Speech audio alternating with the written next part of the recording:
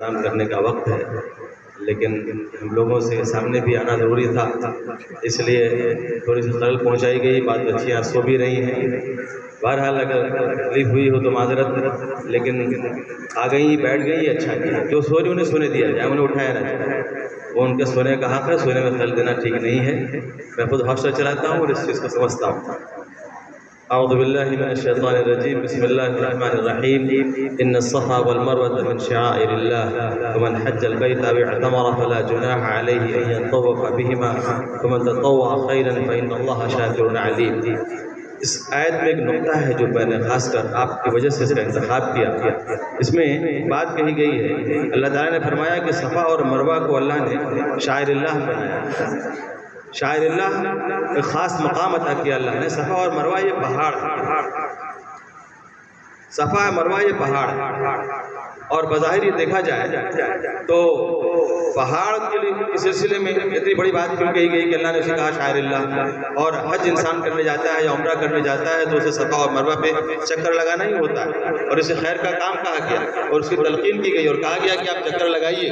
دیکھیے بات جب غور کریں گے تو دیکھیے گا کہ اللہ تعالیٰ نے وہاں پر آپ کا تذکرہ کیا، ماں ہاجرہ کا تذکرہ کیا۔ صفا مروہ پہ چکر لگانے والی کون تھی؟ ماں ہاجرہ تھی۔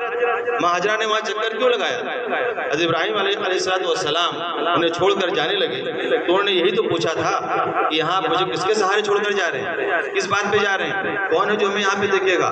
یہاں تو زندگی کا سامان بھی نہیں ہے، اور اسماعیل ہمارے گود میں ہے، دودھ پیتے شیرخوار بچے ہیں، وہ آپ کیسے چھوڑ کر جا رہے ہیں؟ ان تمام سوالوں کا جواب جب نہیں دیا پھر آخر میں یہ بات آئی کہ کیا اللہ کا حکم ہے؟ ابراہیم علیہ السلام نے صرف نہیں آہستہ سے کہا ہاں اللہ، یہاں اس بات میں جواب دیا۔ اب ان کو یہ یقین ہو گیا کہ جب اللہ تعالیٰ نے انہیں جانے کے لیے کہا اور مجھے تنہا چھوڑنے کے لیے کہا تو اب اللہ ہمیں ضائع نہیں کرے گا، اللہ ہمیں برباد نہیں کرے گا۔ جہاں زندگی کے جینے کا سامان نظر نہیں آ رہا ہے، اللہ وہاں زندگی جینے کا سامان ہمیں مہیا کرے گا۔ چنانچہ ان کو یقین تھا، لیکن اس یقین کے بعد انہوں نے وہ ہاتھ پہ ہاتھ دھر کے بیٹھی نہیں رہی۔ جب حضرت اسماعیل کو پیاس لگی، جب وہ رونے لگے اور جب خود انہیں پیاس کا احساس ہوا تو پانی کی تلاش میں صفا پر چڑھی، پانی کی تلاش میں پھر وہاں سے اتری، پھر مروہ پر چڑھی، پھر مروہ سے پھر اتری، پھر صفا پر چڑھی، پھر صفا سے اتری، پھر مروہ پہ چڑھی، اور ادھر اسماعیل کو خاموش بھی کر رہی ہیں، ادھر ان کو چپکار بھی رہی ہیں، ادھر ان کو پیار بھی کر رہی ہیں، اور پھر ادھر زندگی جینے کے لیے پانی کی بہت ضرورت ہوتی ہے، اور زندگی جینے کے جو سامان ہوتے ہیں اسے وہ تلاش کرنے کے لیے دوڑ بھی رہی ہیں، محنت بھی کر رہی ہیں۔ اور پہاڑ پر چڑھنا، آپ چانچے میں آتی ہیں، یہاں آتی ہیں، آپ نے پہاڑ دیکھے، پہاڑ پر چڑھنا آسان نہیں ہوتا۔ سڑکوں پہ چلنا، گلیوں میں چلنا تو آسان ہے، زمین ہموار ہو یہاں چلنا آسان ہے، لیکن پہاڑ پہ چڑھنا آسان نہیں ہے۔ لیکن حضرت ہاجرہ وہ پہاڑ پہ چڑھ رہی ہیں، وہاں سامنے جو پہاڑ نظر آیا اس کو انہوں نے چکر لگائے، کئی چکر لگائے، اور وہ سارے چکر اس لیے لگائے اللہ کی رحمت کی تلاش کی۔ اللہ سے امید تھی کہ اللہ انہیں ضائع نہیں کرے گا، اللہ انہیں برباد نہیں کرے گا، اللہ جینے کا سامان دے گا۔ اللہ نے کہاں سے جینے کا سامان دیا یہ اللہ کو معلوم ہے، لیکن ہمارے لیے جو تعلیم ہے یہاں پہ وہ یہ کہ ہمیں اللہ کی رحمت سے مایوس نہیں ہونا چاہیے، ہمیں اللہ کی رحمت سے بالکل مایوس نہیں ہونا چاہیے، اور یہ نہیں دیکھنا چاہیے کہ اس لغزش میدان میں ہمیں چھوڑ دیا گیا، یہاں ہمیں کون دیکھنے والا، یہاں کون پہچاننے والا، یہاں کون ہمارے کام آنے والا۔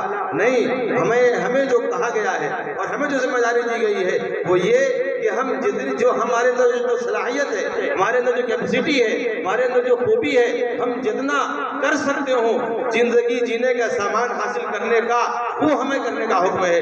لہذا ہر بچی اپنے اوپر یہ عائد کر لے، اپنے اوپر یہ واجب کر لے، اپنے اوپر وہ ضروری کر لے کہ جتنا وہ پڑھ سکتی ہے اتنا وہ پڑھے، جتنا وہ کر سکتی ہے اتنا وہ کرے، اور اس کا رزلٹ جو بھی آئے جیسا بھی آئے، اور اگر اس کے سامنے اچھے رزلٹ لانے کے بعد آگے اس کے اچھی زندگی نظر نہ آتی ہو اور یہ نہ سمجھ میں آتا ہو کہ اگر ہمارے گھر کے حالات تو اچھے نہیں ہیں یا ہم بہت غریب گھر سے ہیں، بہت کمزور جگہ سے ہیں، اگر بہت اچھا پڑھ بھی لیا تو آگے جا کر ہم کیا کر لیں گے؟ ایسی باتیں شیطانی باتیں ہیں، ایسی باتیں شیطان کا دھوکہ ہے کہ ہم آگے جا کر کیا کر لیں گے۔ نہیں، اللہ تعالیٰ نے کہاں سے کس کا انتظام کر رکھا ہے اور اللہ کیسے کس کو کامیاب کرے گا اللہ کے علاوہ کوئی نہیں جانتا۔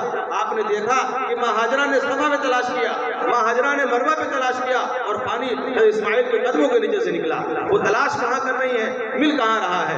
لہذا ہمیں یہ پتا چلا کہ ہمیں یہ کہا گیا ہے کہ ہمارا کام تلاش کرنے کا ہے، ہمارا کام کھوجنے کا ہے، ہمارا کام محنت کرنے کا ہے، اور محنت کرنے کے ساتھ ساتھ اللہ سے مانگتے رہنے کا ہے کہ اللہ میرے بس میں تو یہ طاقت تھی، میرے بس میں یہ سکت تھی، ہم جتنا کر سکے ہم نے کیا، اب اس سے مزید راہیں کھولنے والے آپ، ہمیں منزل تک پہنچانے والے آپ، منزل کی راہیں دکھانے والے آپ، ہمیں کامیابی تک پہنچانے والے آپ۔ اللہ سے مانگتے رہیے، محنت کرتے رہیے، انشاءاللہ العزیز ہم امید کرتے ہیں کہ اس مدرسے کی جامعہ ام سلمہ کی ہر بچی کامیاب ہو، ہر بچی اچھے نمبرات سے کامیاب ہو، اور نمبرات سے کامیاب ہونا یہ بہت بڑی بات نہیں ہے، زندگی کامیاب، زندگی اگر کامیاب ہو گئی اور آپ جہاں گئیں وہاں اگر آپ نے اس معاشرے کو بنا لیا، اس گھر کو بنا دیا، اس خاندان کو بنا دیا، تو یہ اس ادارے کی بڑی کامیابی ہے۔ رزلٹ تو بڑے بڑے اداروں کے بڑے بڑے اچھے آتے ہیں، اور دیگر انگلش میڈیم اسکول کے بڑے بڑے اچھے آتے ہیں، ٹاپ 10 ٹاپ 100 میں 100 میں 100 آتے ہیں، لیکن کیا کامیابی؟ میں نے ایسے کامیاب لوگوں کو بھی دیکھا جنہوں نے طالب علم کے زمانے میں اپنے اپنے کالجز میں بڑے اچھے اونچے درجات مقام حاصل کیا، لیکن اس کے بعد زندگی میں بہت کچھ نہیں کر سکے۔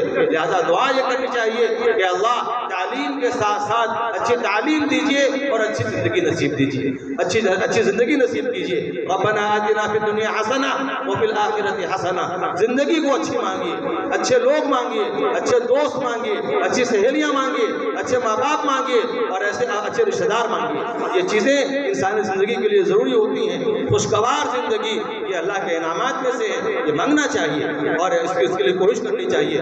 اللہ کرے اس امید کے ساتھ کہ جامعہ ام سلمہ کی ہر بچی ایک نمونہ بنے اپنے خاندان کے لیے، ایک نمونہ بنے اپنے گھر کے لیے، ایک نمونہ بنے اپنے محلے کے لیے، اور بہترین زندگی آپ کی گزرے۔ آپ یہ اگر بہترین زندگی گزرے گی تو یہ اساتذہ کے لیے خوشی کی بات ہوگی، یہ ادارے کے لیے خوشی کی بات ہوگی، اور یہ ادارے کی پبلسٹی ہوگی، ادارے کی تشہیر کی چیز ہوگی۔ آپ اچھے ہوں گے تو ادارہ کامیاب ہوگا۔